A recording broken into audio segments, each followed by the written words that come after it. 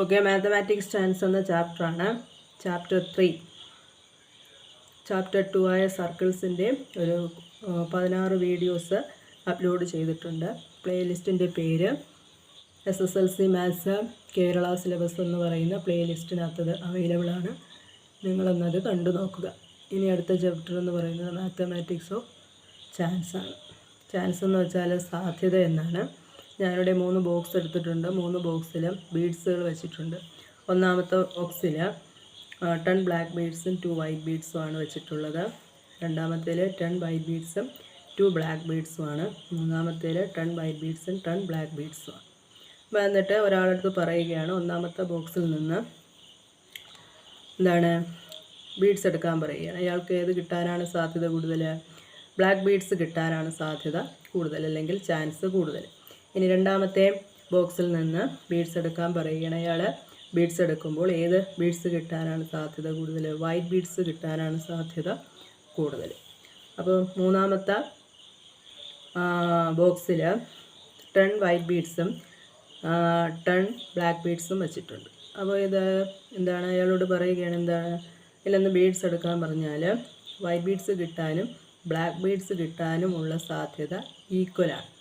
അപ്പോൾ ഇതിനെയാണ് സാധ്യത അല്ലെങ്കിൽ ചാൻസ് എന്ന് പറയുന്നത്. അപ്പോൾ മാത്തമാറ്റിക്സ് ഓഫ് ചാൻസിൻ്റെ ഒരുപാട് തരത്തിലുള്ള ക്വസ്റ്റ്യൻസ് ഇതിൽ കൂടെ ചെയ്യുമ്പോൾ നമുക്ക് അത് കൂടുതലായിട്ട് മനസ്സിലാവും. അപ്പോൾ ചാൻസ് എന്ന് വെച്ചാൽ സാധ്യത, എന്തിനാണ് സാധ്യത കൂടുതൽ, അതാണ് നമ്മൾ ഇതിലുള്ള പ്രോബ്ലത്തിലൂടെ കണ്ടുപിടിക്കാനായിട്ട് ശ്രമിക്കുന്നത്. ഫസ്റ്റ് ക്വസ്റ്റ്യൻ നോക്കാം. A box contains 6 black and 4 white balls.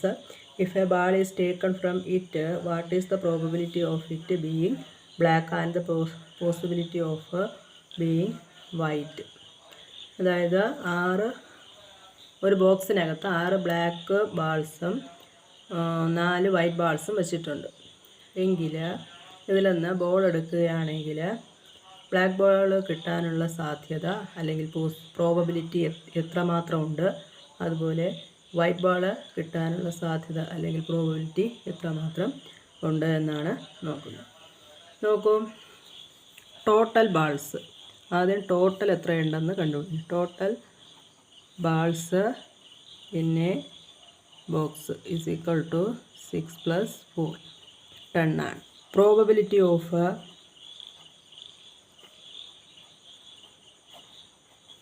Black balls എത്രയാണ്? 6 / 10. 10ൽ 6 എണ്ണമാണ് എന്ത്? Black balls.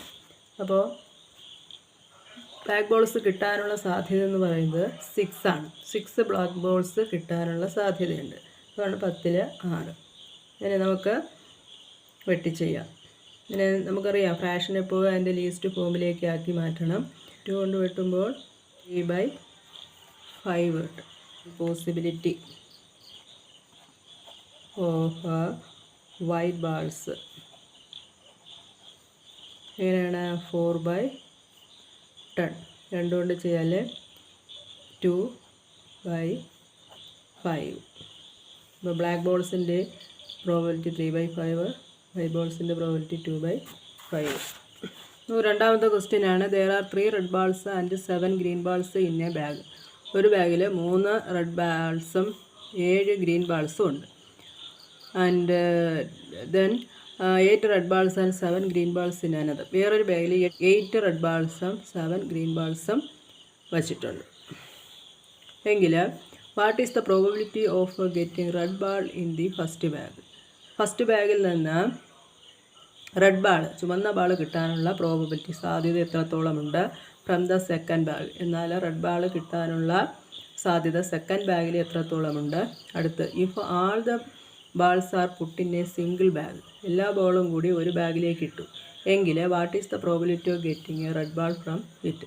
അപ്പോൾ എല്ലാ ബാളും കൂടെ ഒന്നിലിട്ട് കഴിഞ്ഞാൽ റെഡ് ബാൾ കിട്ടാനുള്ള സാധ്യത എത്രത്തോളമുണ്ട്? അങ്ങനെ 3 ക്വസ്റ്റ്യനാണ്. എല്ലാ റെഡ് ബാൾ തന്നെയാണ് കണ്ടുപിടിക്കേണ്ടത്. നോക്കൂ, ആദ്യത്തെ what is the probability of getting red ball in the first bag. അപ്പോൾ ഫസ്റ്റ് ബാഗ് എന്ന് എഴുതുക.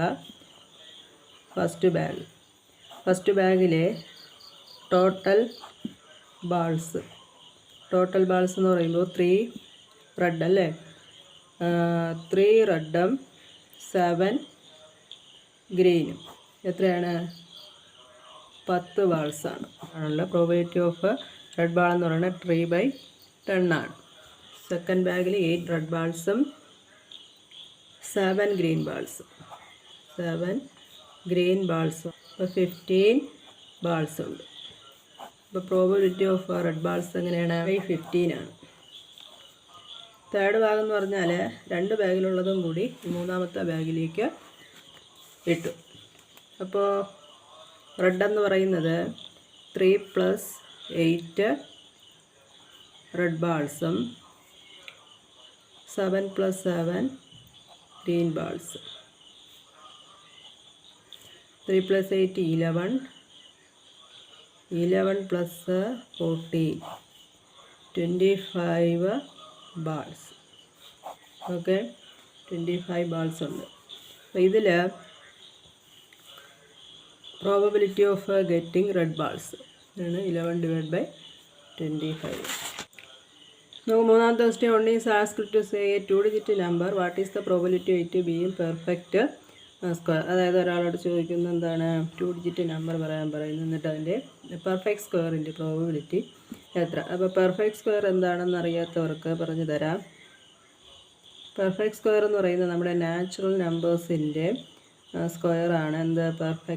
പെർഫെക്റ്റ് സ്ക്വയർ എന്ന് പറയുന്നത്.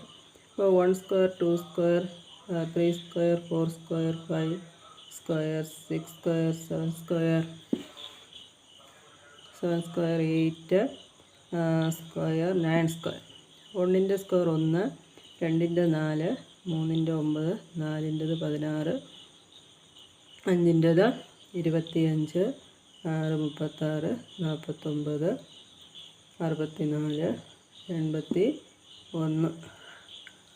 അപ്പോൾ ഇവിടുന്ന് 4ൻ്റെ സ്ക്വയർ മുതലാണ് 2-digit നമ്പറിൽ പെർഫെക്റ്റ് സ്ക്വയർ തുടങ്ങുന്നത്. ഇപ്പോൾ എത്രയുണ്ട്? 1 2 3 4 5 6. അവിടെ ഇരിക്കട്ടെ. നോക്കൂ, ഇവിടെ നമുക്ക് എത്ര 2-digit നമ്പർ എന്ന് നോക്കണം. Total number of 2-digit number. Total number of 2-digit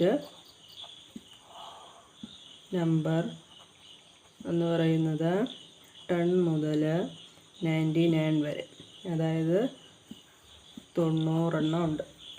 90. അപ്പോൾ പ്രോബബിലിറ്റി എന്ന് പറയുന്നത് 6/90. Okay, 6 6ൽ 1 times, 6 90ൽ